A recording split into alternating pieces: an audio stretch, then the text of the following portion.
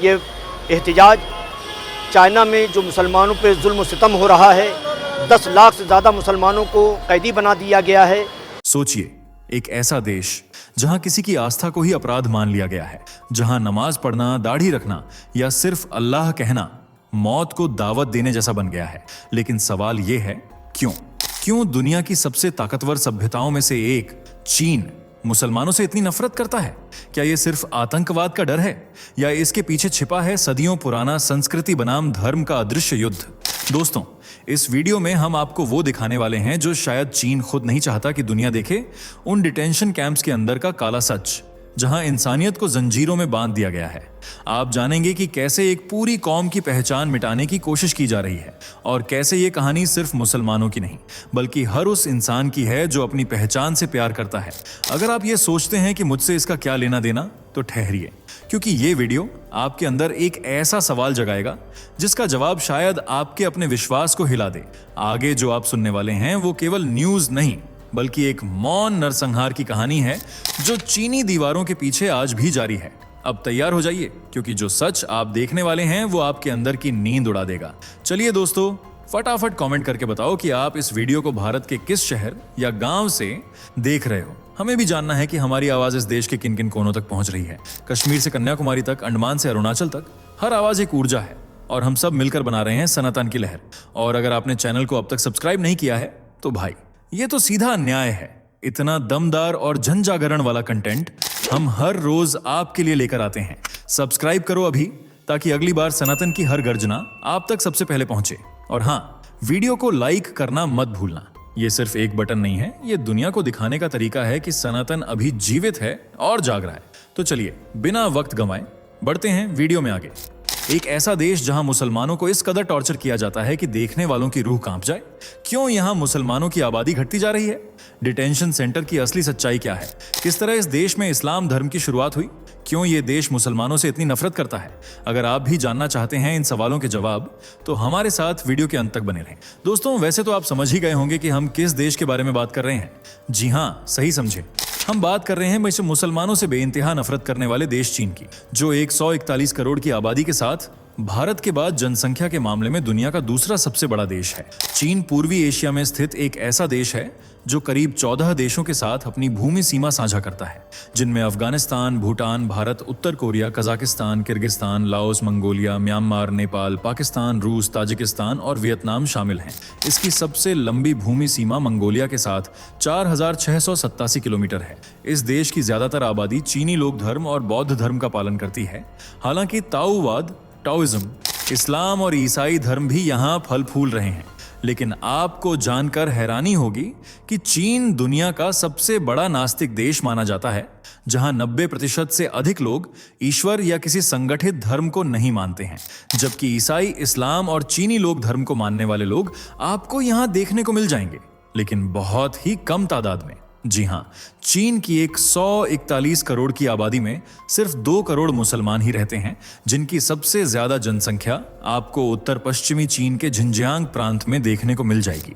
इसके अलावा शिंजियांग प्रांत में करीब 1 करोड़ मुस्लिम निवास करते हैं, जिनमें से ज्यादातर मुस्लिम उइगर अल्पसंख्यक हैं जो खुद को चीन का नागरिक नहीं मानते और खुलेआम इस्लाम धर्म को फॉलो करते हैं। इन्हीं की यही बात चीनी सरकार को एक आंख नहीं भाती, बल्कि वह तो उइगर मुसलमानों को कट्टरपंथी समुदाय कहती है, साथ ही देश में होने वाले आतंकी हमलों का सीधा आरोप भी उइगर मुस्लिमों पर ही लगाती है। चीनी सरकार का कहना है कि चीन में जितने भी आतंकवादी समूह सक्रिय हैं, उनमें उइगर मुसलमानों का ही हाथ है, क्योंकि वे इन लोगों का साथ देते हैं। इसलिए चीन उइगर मुसलमानों पर अत्याचार करता है। उनके खिलाफ अलग अलग कानून पारित किए जाते हैं, जैसे उइगर मुसलमान दाढ़ी नहीं रख सकते, टोपी नहीं पहन सकते, यहाँ तक कि ऊंचा पायजामा भी नहीं पहन सकते और सड़क या खुले मैदान में नमाज नहीं पढ़ सकते, रोजा नहीं रख सकते। यहाँ तक कि चीन में मुसलमानों की जबरन नसबंदी भी कर दी जाती है और मुस्लिम महिलाओं को बांझ बना दिया जाता है।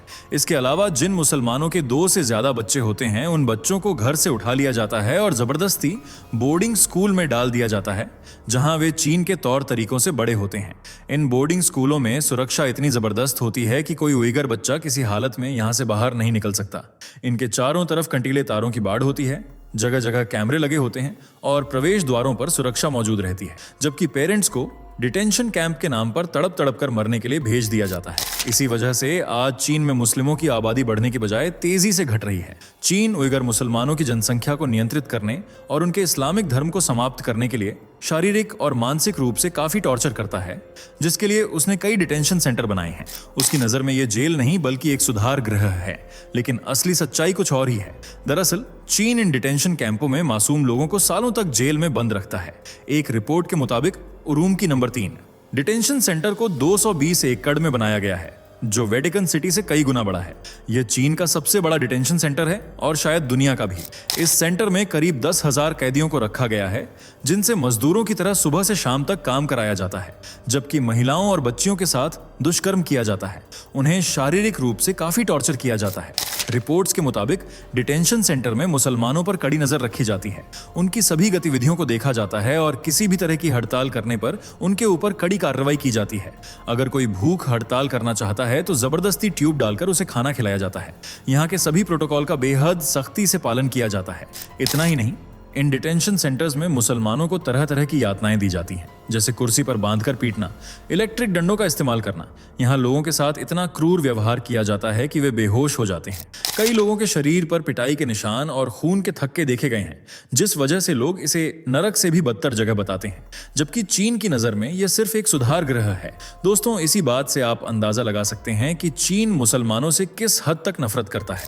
वो इन लोगों की जान को जान और इंसान को इंसान समझता ही नहीं है, क्योंकि उसका मानना है कि उइगर मुसलमान किसी भी हाल में न तो अपने कल्चर को छोड़ने को तैयार है, न ही धर्म और न ही अपनी भाषा को।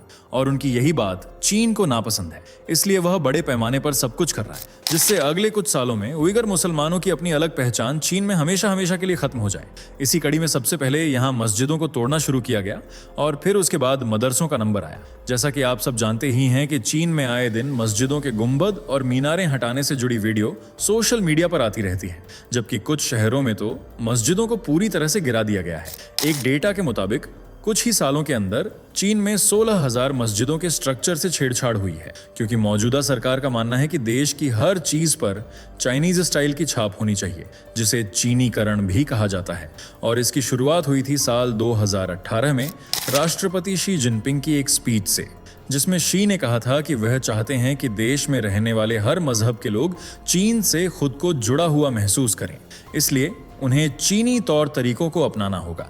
बस इसी स्पीच के बाद से बदलाव शुरू हो गया और सबसे पहले निशाने पर आए चीन में मौजूद मुसलमान, जिनकी मस्जिदों में अधिक से अधिक चीनी विचारों का प्रचार प्रसार किया गया ताकि मुसलमान अपनी मजहबी पहचान में उतने कट्टर न रहें। इसके अलावा मस्जिदों के गुंबद और मीनारें हटाई जाने लगीं। साल 2014 में यहाँ लगभग 38,000 मस्जिदें थीं, जिन्हें गिराने या उनके ढांचे को चीनी शैली में बदलने का कार्य शुरू हो गया। वहीं Australian strategic policy institute (ASPI) का मानना है कि 16,000 मस्जिदों को नुकसान पहुंचाया गया। इनमें से 8,500 को पूरी तरह से गिरा दिया गया। यह डेटा ASPI ने सैटेलाइट के जरिए इकट्ठा किया था। हालांकि मस्जिदों को बदलने के पीछे चीन ने एक तर्क भी दिया था। दरअसल चीन का कहना था कि वे मस्जिदें अरब शैली में बनी हुई थीं, जबकि चीन उन पर चीनी शैली की छाप लगाना चाहता था। इसलिए उसने मस्जिदों की मीनारों और गुंबदों को हटवा दिया, क्योंकि चीनी वास्तुकला में गुंबद या मीनार नहीं होते हैं। इतना ही नहीं, चीन ने एक नई पॉलिसी भी लॉन्च की थी, जिसके तहत यह कहा गया कि कोई भी राइटर इस्लाम के बारे में लिखने के लिए अरबी फारसी जैसी भाषाओं का इस्तेमाल न करे, बल्कि चीन की भाषा मंदारिन में लिखे, ताकि इस्लाम को मानने वाले मजबूरी में ही सही चीनी भाषा से जुड़ें। इसका एक मकसद यह भी है कि चीन में रह रहे मुस्लिम क्या लिख रहे हैं, इस पर पार्टी नजर रख सके। तो दोस्तों, देखा आपने चीन में आज मुसलमानों को किस तरह घुट घुट कर अपनी जिंदगी जीनी पड़ रही है। लेकिन अब सवाल यह उठता है कि आखिर चीन में इस्लाम धर्म की शुरुआत कैसे हुई। तो आपको बता दें, चीन में इस्लाम मध्य पूर्व देशों के राजदूतों के जरिए आया था, जो 7वीं शताब्दी में तांग साम्राज्य के सम्राट गाओजोंग से मिलने के लिए पहुंचे थे। इस दौरे के बाद ग्वांगझाऊ में पहली मस्जिद का निर्माण किया गया, ताकि हिंद महासागर और दक्षिण चीन सागर से होकर गुजरने वाले अरबी और ईरानी व्यापारी यहां इबादत कर सकें।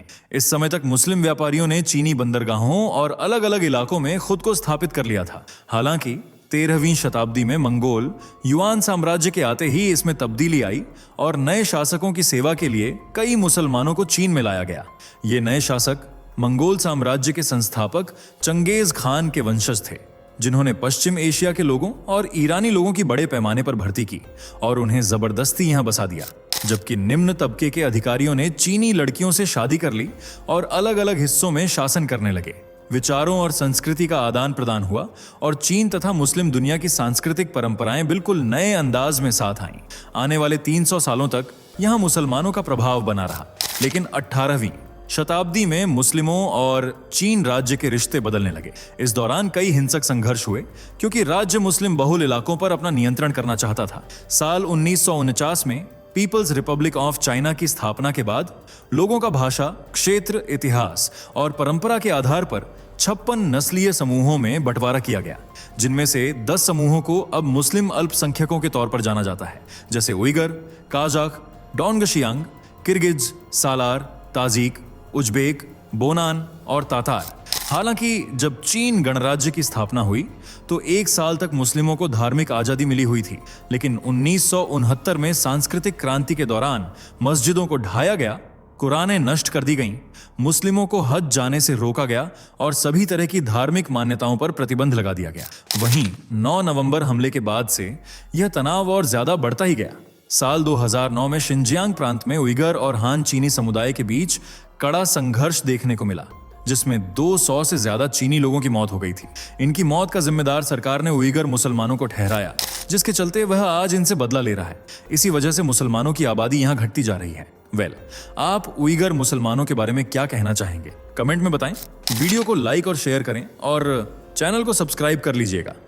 दोस्तों, आपके स्क्रीन पर 2 और वीडियो दिख रही हैं, जिसे देखने के लिए आप स्क्रीन पर क्लिक करें। दोनों देखिएगा, बहुत अच्छी वीडियो बनी है।